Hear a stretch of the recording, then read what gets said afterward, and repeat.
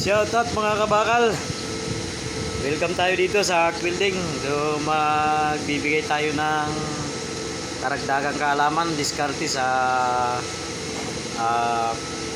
paghuhok natin ng pipe o tubular. Pwede mga kabakal, ano.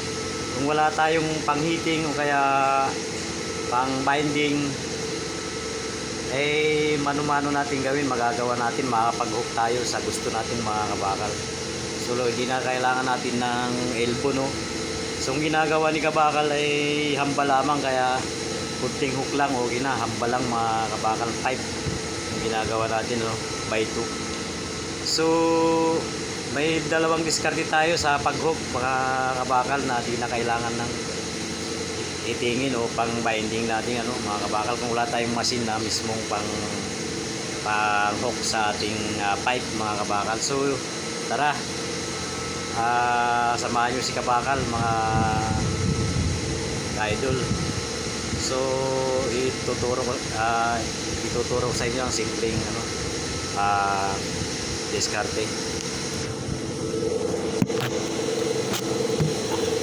So ito mga kabakal, yung pipe natin, so ikakat lang natin to, cut. Kung gusto mo nakahook talaga ng hook, kakat lang din tayo rito. Although ito mga kabakal bagyang hook lang kasi hamba lang naman to, kaya ano lang yung hook natin, bagya lang, no? Kung gusto mo talagang hook na kakat ka lang dito, cut ka lang ng cut, no, kakat ka lang. So ito magtitira lang tayo mga kabakal ng kunting sabit lang sa ating pipe, no, para pag hook natin hindi malalaglag siya.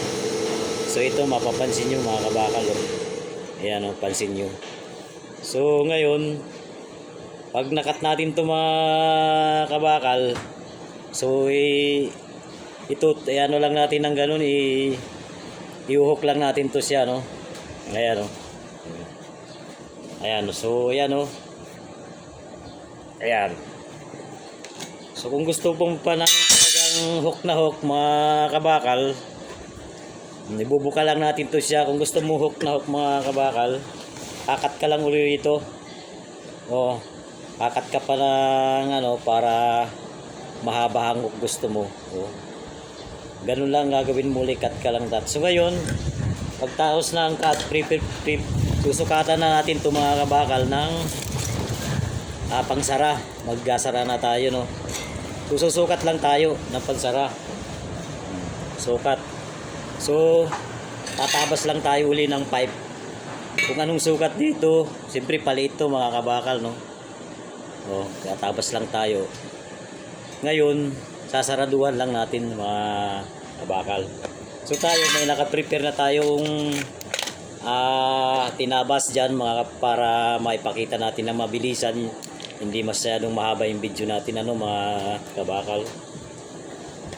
So tara, kakabit na natin to mga kabakal. So kahit tubular, kayang-kaya nyo gawin ng hook ng mano-mano mga kabakal. Mga by-4, kayang-kaya.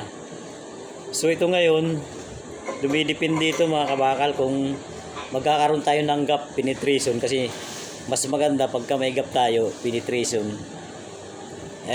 mas matibay yung ating dugtungan, sa penetration natin, So ayan mga kabakal, may naka-prepare na tayong tinabas na pansara, So medyo napaka-simple lang, hindi na kailangan natin ng pang-binding, saka pang-heating, So ayan, mga kabakal, So tatak na natin mga kabakal,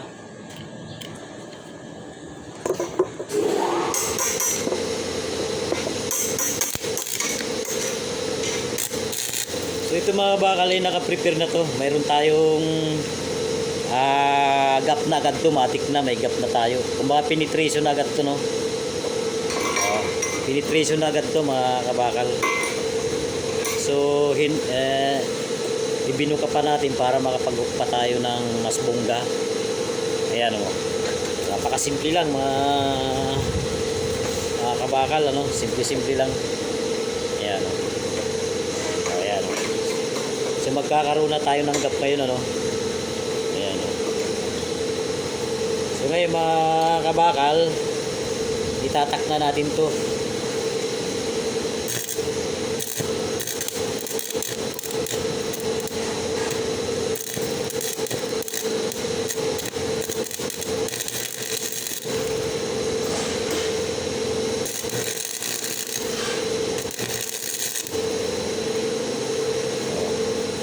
Tatak din tayo dito sa ilalim. Kahit tatlong tak lang, okay na.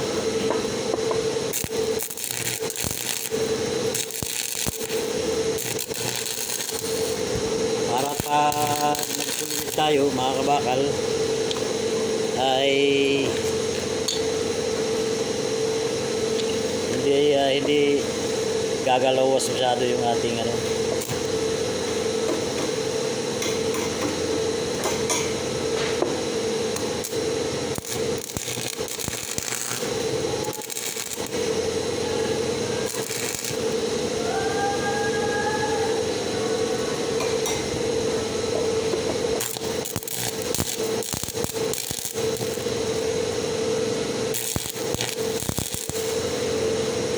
So isa sa gitna, magkabilang dulo, tatak natin.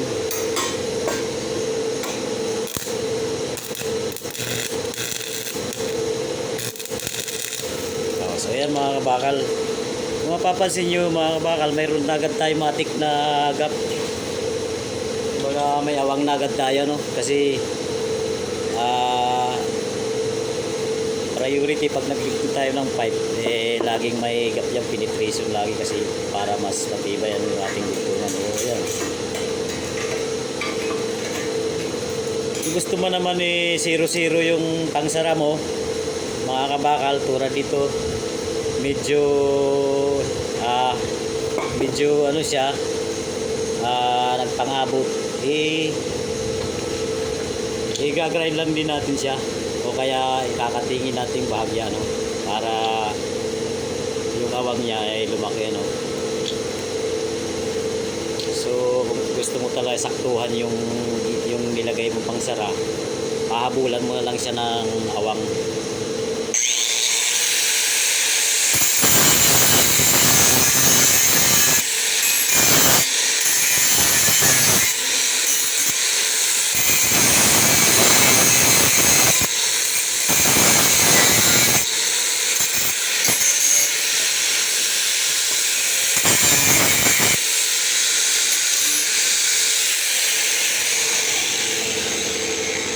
Mga kabakal, oh. So may awang na tayo, no? So ang hindi lang natin naawangan mismo itong yung hindi natin nakakapiraso. So iyan nakapiraso lang naman, kaya okay na rin yan, kumbaga mas matitibay na rin yan mga kabakal, no? Tara, weldingan na natin to mga kabakal, yung ating pagbuhok. So yan, madali ang discard lang kung wala tayong pang-heating o pang-binding mga kabakal. Yung mismong machine na ano, para magamit natin sa pagbuhok, kung wala rin tayong elbow para makapagputos tayo ng nakahook sa pipe natin, ganito lang. So ito unang diskarte natin. Mayroon pa tayong diskarte dito. So ang kaibahan lang naman dito mga kabakal, dito nagkat lang tayo sa ibabaw. So yung pangalawang diskarte mga kabakal ay sa susunod na naman, sa susunod na video natin, doon natin naman na babahagi sa inyo yung ating susunod history. Kumbaga parang nagkabaliktad lang to mga kabakal. Dito nag-ano lang tayo, nag-cut lang tayo, tapos hinuk lang natin ng pagano. Yung pangalawang diskarte, dito naman tayo sa ilalim tatabas at para mag-hook din na natin. Kumbaga dito lang tayo babawas sa ilalim. Kumbaga nagkabaliktad lang yun, no? So So kung alin ng mas madali ano sa diskarte natin na ganito. Kaya ipapakita rin natin sa sunod na video natin mga kabakal yung diskarting sa kabila naman yung kung alin ang mas madali ano na diskarte. So ayan, hinangin na natin mga kabakal yung ating pipe. Preparasyon to mga kabakal sa hambalang to mga kabakal.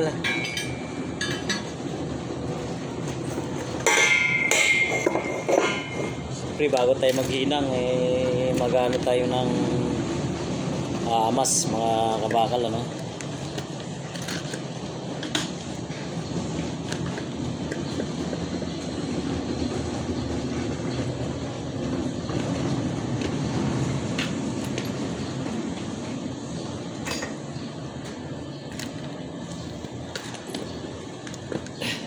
Prepare tayo ng mas mga kabakal.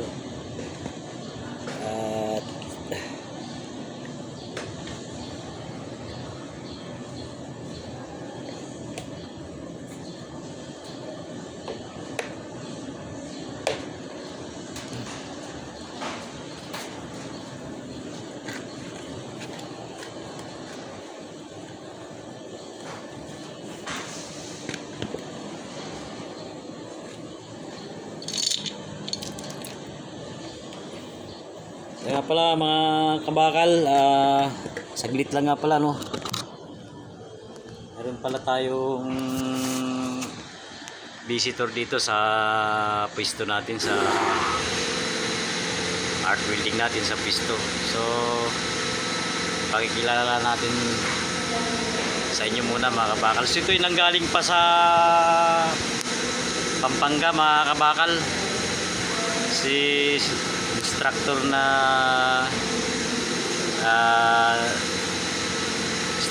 Jewel Jewel de la Cruz ang apelyido nito mga kabakal. Kasama natin ngayon, kumbaga dumayo to dito sa Bataan. So ito ay ano to sa TISDA, kumbaga instructor din to sa art welding din. Kumbaga napadaan dito siya sa pwesto ni kabakal niyo ano. Ito si yung visitor natin. Sir Joel. Shout sa mga ano natin, Sir Joel. Shout sa inyo, mga kabakal. Ayan yung instructor natin na galing Pampanga yan. So sa Pampanga siya naka-assign, kumbaga napadaan lang dito sa Bataan gano'n, sa pwesto natin. So ayan si Brother Joel de la Cruz yung apelyido niya. So salamat Sir Joel de la Cruz, salamat. Welcome. Ayan. So isa rin siyang nagbibigay din ng tip sa kasi sa TISDA. Ano rin siya ng ISMAW, marami din ano siya sakop. Hindi lang sa art welding mga kabakal. So ayan, so balik tayo sa ano natin no, mga kabakal. Lubos-lubusin na natin yung ating video. So balik tayo dito sa ano. So populwid na natin to mga kabakal, yung ating ano, populwid na natin to mga kabakal.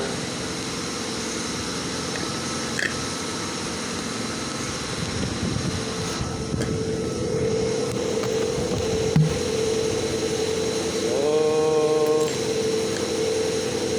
back to ano tayo mga kabakal, populwid na natin to no. So saglit lang siguro to.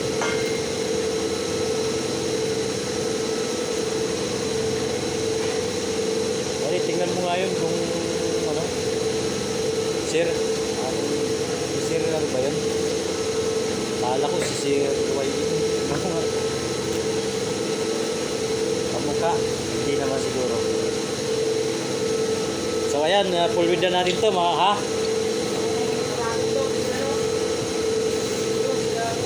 Ay, doon sila. Ayun, hindi ba yun? Hindi. Akala ko. Oo, panlil. Ah, si Kama. Oo, si Barbaro. Oo, kaya akala ko si Akala ko si Ryan. Ganun kasi pag nakatayong na baluktot eh.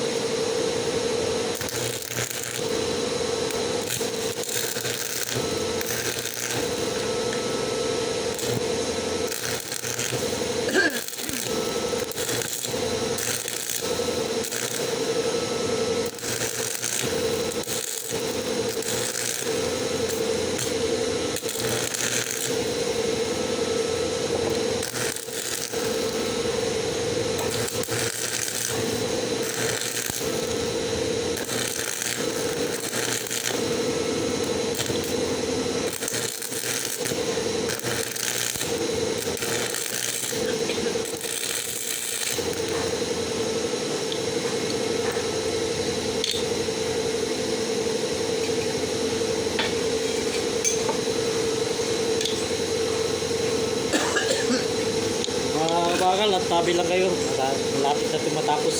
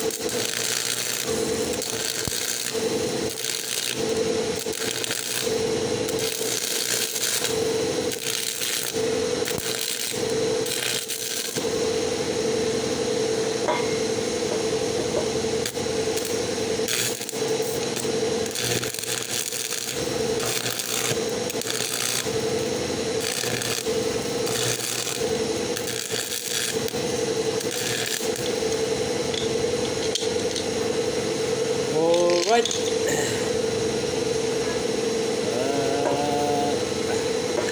Ayun mga kabakal. So, madyan lang haba yung ating video, no? So, kasi kailangan pa natin ito inisin para final natin sikat pas mga kabakal. So, ayan. So, ang inaano lang naman natin mga kabakal yung pagbibigay natin ng yung diskarte para paano tayo makagawa ng hook, yung madali ang diskarte, no? Makapag-hook sa ating pipe kahit subulan, ano, pwede natin gawin dito na mano-mano lang gagawin natin. So kung ipinis pa natin medyo matagal, so ito ating ginagawa ay hamba lang to. Ayan, oh, mga kabakal. So kabilaan to may hook yung ating hamba mga kabakal, kabilaan may hook yung hamba natin. So hanggang dito lang yung ating video mga ito, kita ko sa inyo mga kabakal. Hanggang dito lang yung ating video mga kabakal.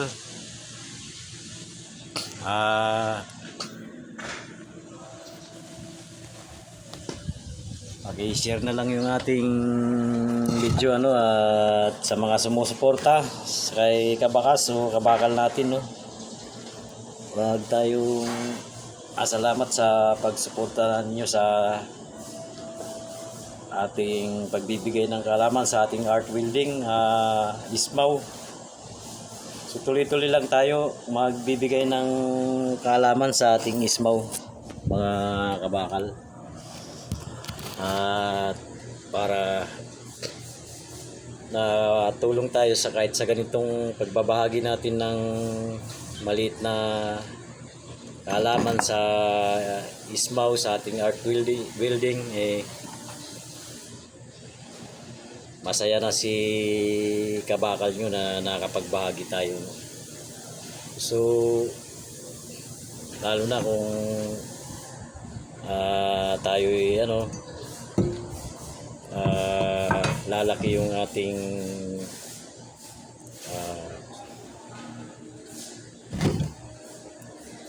lalawak yung ating binabahagi na maraming makakapanood, o hindi lamang tayong o kahit sa YouTube makikilala tayo sa pagbabahagi natin sa art building.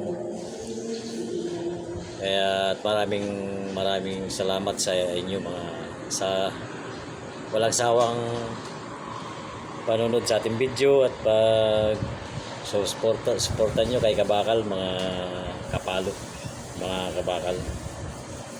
So dalawin nyo ang ating YouTube channel, meron tayo dun mga kabakal sa YouTube channel natin. So hanggang dito na lang. God bless sa inyo mga kabakal.